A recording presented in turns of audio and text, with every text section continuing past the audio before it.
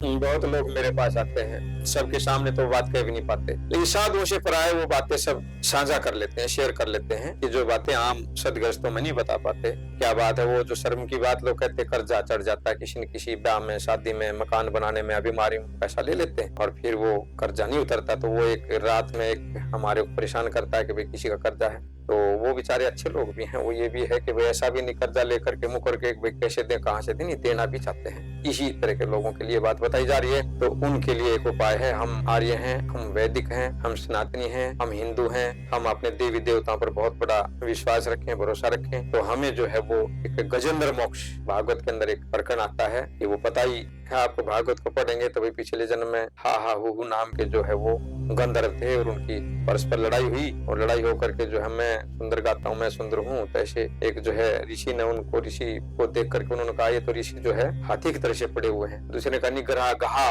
बोलते हैं उसको, उसकी तरह से पड़े हुए हैं। तो फिर उन्होंने ऋषि से पूछा कि हमारा हम में से कौन सुंदर है, तो उन्होंने कहा तुम्हारा फैसला तुम खुद ही करोगे अगले जन्म। तो अगले जन्म में वो गज और गराह बने।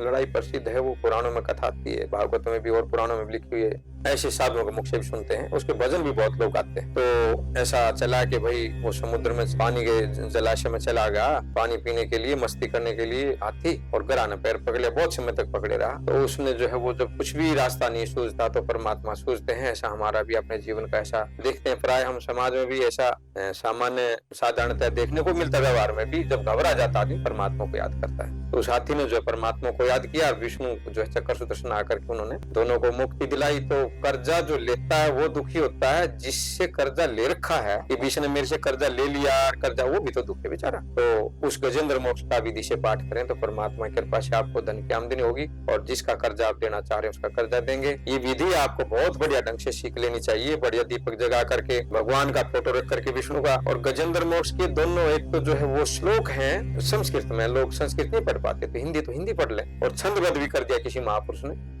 तो गजेंद्र मोक्ष का पाठ करें आप विधि से 40 दिन तक, तो आपको इस समस्या से समाधान मिल जाएगा, छुटकारा मिल जाएगा।